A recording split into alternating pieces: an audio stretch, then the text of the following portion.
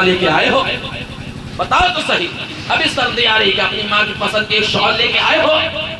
بیوی نے تو کہہ دیا سردی آ رہی بہت گرم سوٹ چاہیے ترنت لے کے آ جاؤ گے. امی کے لیے لائے ہو؟ میں آپ سے کہتا ہوں آپ بیوی کا خیال کریں، وہ تمہارے حق میں ہے، لیکن اس سے پہلے اپنی ماں کا خیال کرو.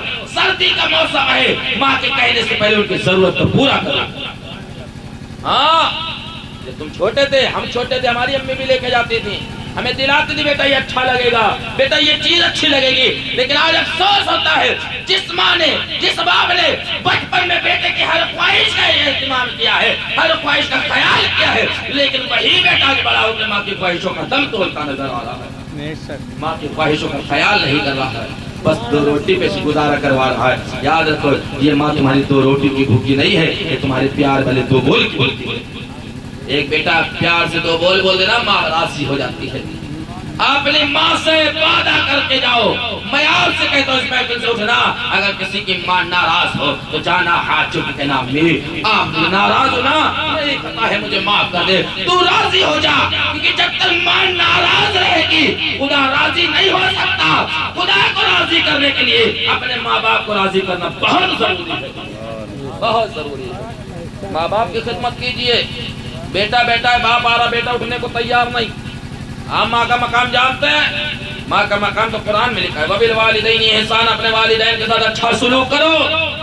میرے پیارے نبی اللہ وحدہ لا شریک کے پیارے رسول سرکار مدینہ صلی اللہ علیہ وسلم آپ اپنے حجرے میں بیٹھے، آپ کی دودھ پلائی ماں حلیمہ سعدیہ رضی اللہ تعالی عنہ جب آپ کے حجرے میں آئی تو حضور کھڑے ہو گئے. آپ کو پیدا نہیں کیا، آپ کو صرف دودھ پلایا، حضور کھڑے ہوئے. جب آپ اپنی ماں کو آتا دیکھا، آپ نے چادر تطہیر ہٹایا، اپنی کملی والی چادر اتاری اور بچھا دی. اے امی جان اس پہ بیٹھ جاؤ. یہ میرے نبی ہیں.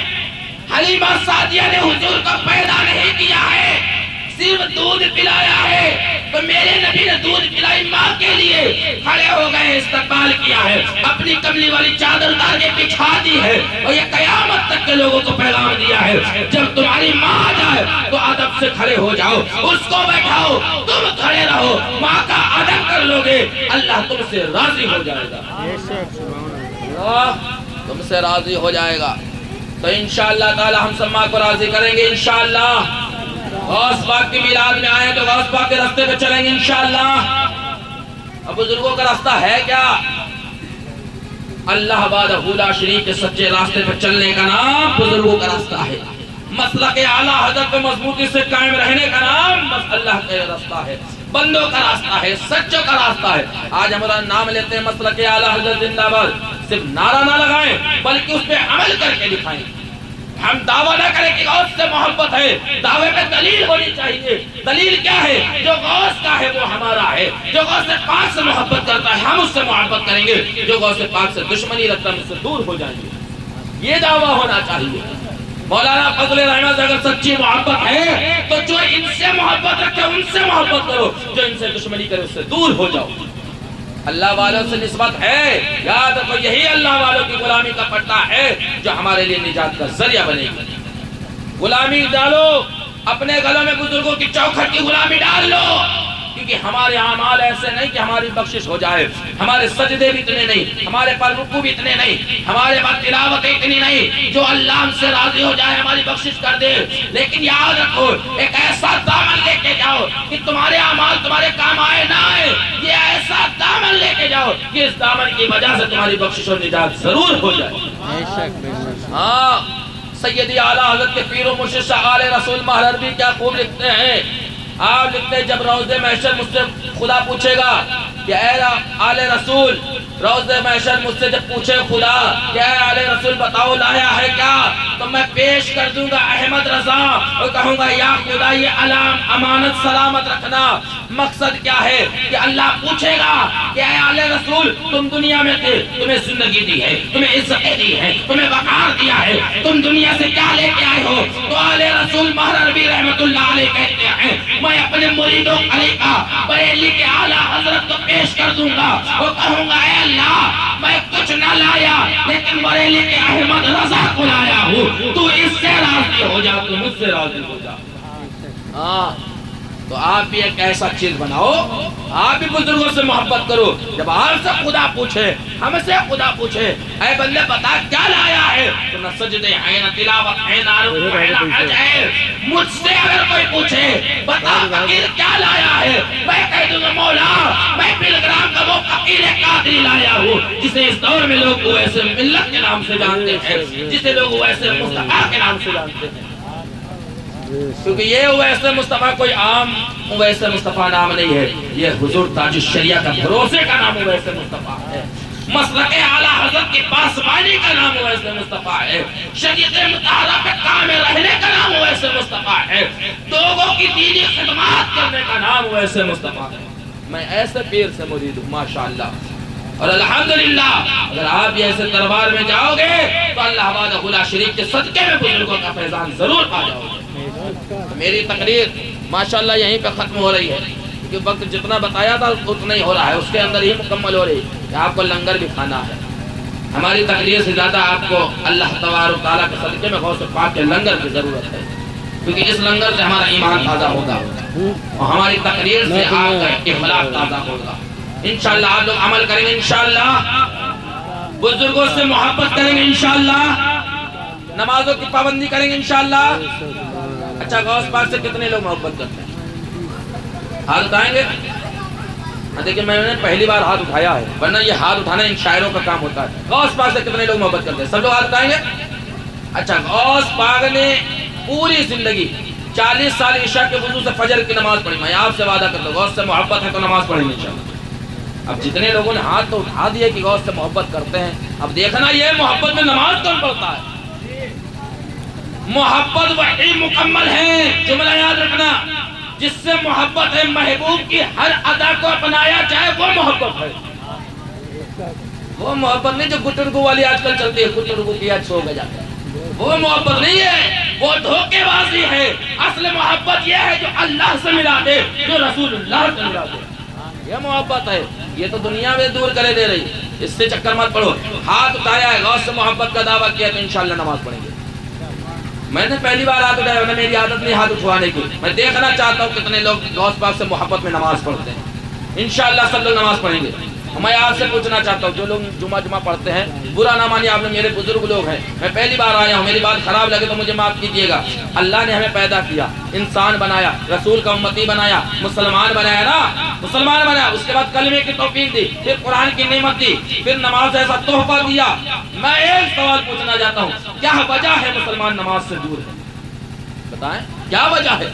لوگ کھیت کا بہانہ کرتے ہیں، حافظ جی کھاد ڈال کے آیا پیٹ درد کر رہی نماز نہیں پڑھ پاؤں گا. کوئی کہتا حافظ جی مرغا کاٹ کے آیا پیٹ درد کر رہا نماز نہیں پڑھ پاؤں گا. کوئی کچھ بہانے بتاتا، کوئی کچھ بتاتا. آج ہم سے مولانا جبار صاحب سے بہانے تو آپ بنا کے چلے جاؤ گے. میں پوچھتا ہوں جب اللہ پوچھے گا بتاؤ دنیا میں تمہیں بھیجا تھا کیا کر کے آئے، کیا جواب دو گے؟ کہ کیا خدا سے بھی کہو گے کہ میں کھیت میں کھاد ڈال رہا تھا؟ ہاں کیا اللہ سے بھی کہو گے میں کاروبار کر رہا تھا، میں پھیری پہ گیا تھا، میں دکان پہ گیا تھا؟ یا یہی کہو گے ہم سے تو بہانے بنا کر چلے جاؤ گے؟ میں سوال کرتا ہوں جب رب سوال کرے گا تب کیا جواب دو گے؟ ہمارے سوالوں کو تو جھٹلا سکتے ہو، اللہ کو سخت پکڑ لینا، محشر میں جواب دینا کہ نہیں دینا؟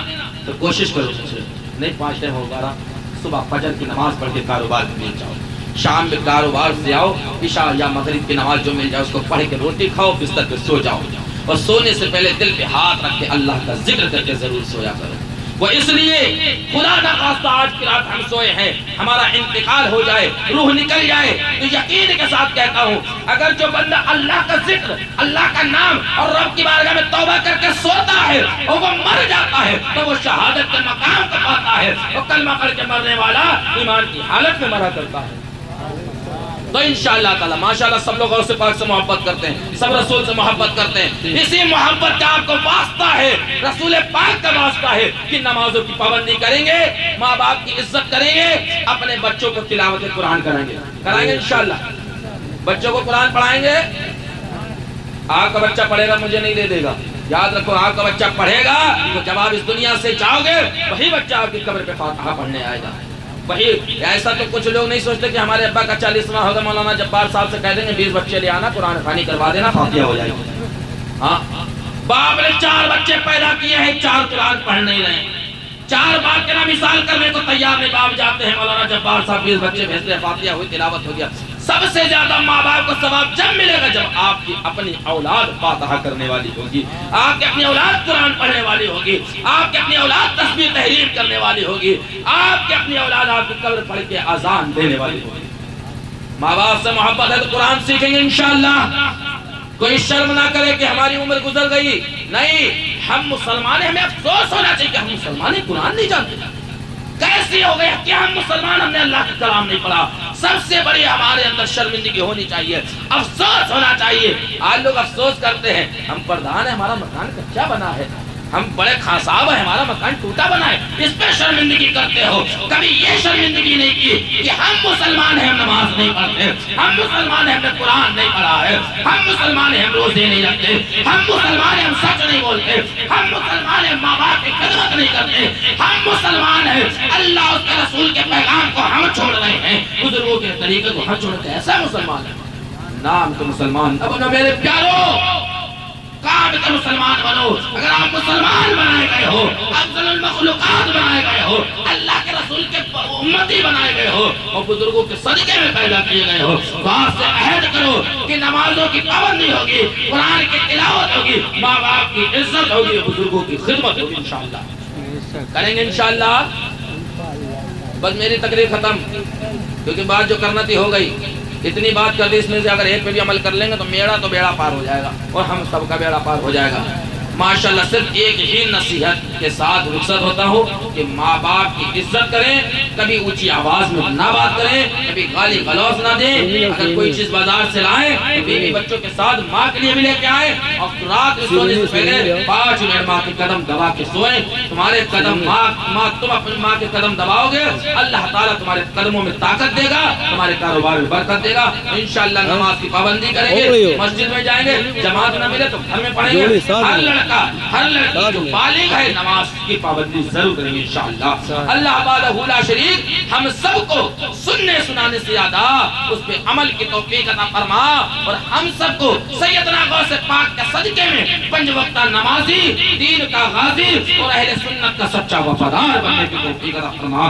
مولا میرے کہنے میں اور ہم سب کے سننے میں کوئی غلطی خامی کوتاہی لغزش ہو گئی، اللہ اپنی رحمی کریمی کے سب کے معاف فرما، معاف فرما کر حق بولنے، حق سننے، حق پہ عمل کرنے کی توفیق عطا فرما۔